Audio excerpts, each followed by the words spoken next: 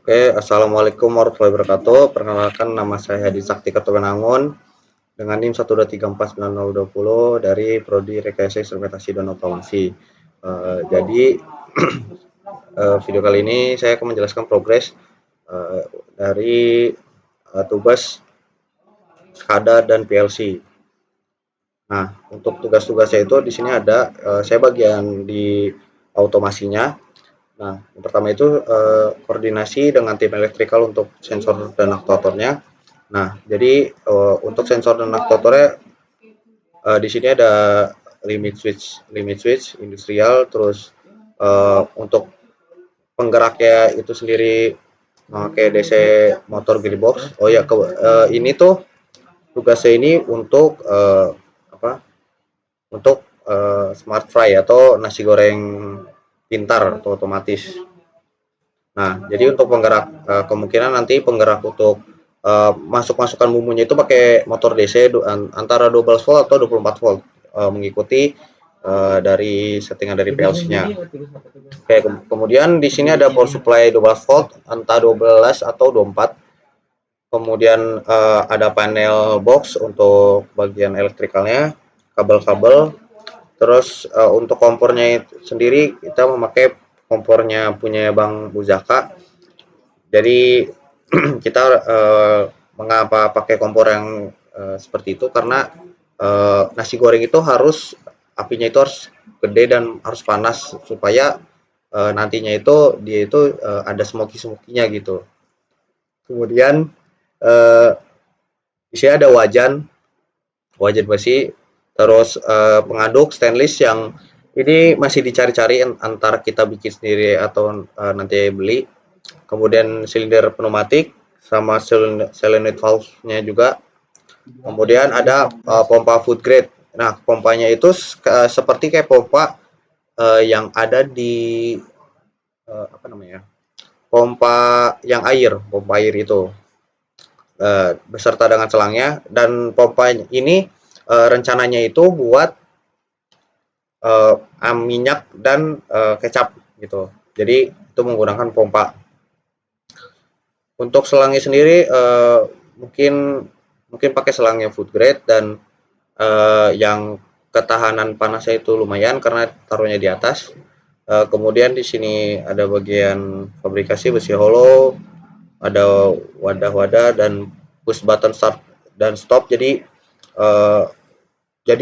nantinya itu rencananya itu jadi ada mode kayak standby. Jadi kalau pas kita nyalain itu dia mode standby dan ada tombol start dan stopnya. Stopnya itu mungkin entah pause atau berhenti gitu. Kemudian ada emergency stop. Emergency stop ini untuk pengaman jika ada kenapa-napa. Kemudian ada lampu indikator merah, kuning, hijau. Jadi kalau misalnya kuning itu dia mode standby. Kalau hijau itu dia udah jalan, dan untuk lampu warna merah itu untuk emergensinya. Jadi kalau misalnya ada apa-apa, dia lampunya akan nyala gitu. Kemungkinan lampu merah ini sekalian sama buzzernya mungkin ya, jadi satu. Dan tabung gas isi ulang. Oke, untuk tugas kedua mulai menyusun konsep logika kontrol dan alur kerja sistem PLC, dan sistem alurnya itu seperti ini. Jadi dari input ada bahan masakan, nasi, sayur, bumbu, minyak, kecap, ada sensor juga termokopel. Kenapa di sini butuh sensornya itu termokopel, dan termokopelnya sendiri dari yang ini beda ya, karena dia harus pakai yang seperti ini modulnya. Jadi menggunakan komunikasinya itu RS485 yang akan disambungkan ke PLC. Karena kalau misalnya pakai yang tipe K yang memakai Max 6675 itu kemungkinan tidak bisa gitu. Nah, kemudian dan fungsinya itu termokopelnya itu sendiri untuk kayak masuk-masukin bahan-bahannya itu kayak nunggu minyaknya panas kah atau gimana gitu. Dan sebagai kalau misalnya kepanasan nanti ada motor di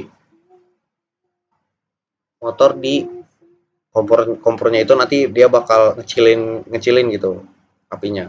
Dan limit switch itu nanti untuk safety. Jadi kalau misalnya nggak ada wajan itu jadi kalau misalnya wajannya udah masuk, limit switch kan dia kan bakal on tuh, bakal value-nya 1 gitu kan. Nah, itu baru mesinnya itu baru bisa jalan gitu. Nah, kemudian kita ke proses yaitu mekanik dan energi. Jadi di sini ada sistem pemanas yaitu pakai kompor gas dan motor DC kontrol katup gas. Kemudian di sini sistem penyuplai bahan, ada silinder pneumatik, dorong wajah sayur pembumbu, motor DC itu penumpah bumbu, pompa minyak dan pompa kecap. Kemudian di sini ada sistem pengaduk, motor DC, gearbox, pengaduk nasi. Ini untuk ngaduk-ngaduknya. Kemudian selanjutnya di sini ada sistem kontrol, yaitu kita menggunakan PLC. Rencananya itu kita memakai seri FX3U 24MR karena kita membutuh pin I/O yang banyak gitu. Kemudian di sini ada kontrol motor pengaduk, kontrol motor gas ini untuk kompornya, kontrol silinder pneumatik untuk bumbu-bumbu segala macam, kontrol buat pompanya untuk minyak dan kecap, kontrol urutan proses, jadi mana aja yang duluan, dan interlock safety. Kemudian, jadi interlock safety itu kalau misalnya yang misalnya motor buat pengaduknya dia jalan, jadi harus berhenti dulu baru kayak silinder pneumatik itu baru bisa jalan gitu, kayak gitu. Dan kemudian di sini ada USB serial atau Modbus TCP itu ke LabVIEW. Jadi kemungkinan LabVIEW-nya ini entah nanti bisa dikontrol atau hanya cuman monitoring karena ada kendala untuk seri yang FX3U ini itu saya itu belum bisa mengkonekkannya itu ke LabVIEW. Alasannya kenapa? Karena dari laptopnya itu tidak bisa dikontrol gitu. Jadi kalau misalnya dari GX Word ke PLC itu masih belum bisa. Jadi hanya bisa monitoring aja gitu. Jadi kalau misal kita tekan tombol push button yang fisik dari sini, dia hanya bisa monitoring gitu kalau aktif atau tidak gitu. Jadi nggak bisa kayak dikontrol kalau kita ganti value-nya di sini, dia nggak keganti di PLC-nya. Jadi gitu. Dan kemudian kan dan sebenarnya juga bingung kalau misalnya kayak pakai FX1N yang udah bisa, nantinya itu HMI-nya ini soalnya kemana gitu sambunginnya, kan dia harus pakai uh, R485 dan belum pernah nyoba juga sih. kemungkinan kemungkinan tetap pakai yang FX3U karena di situ juga ada analognya juga sih.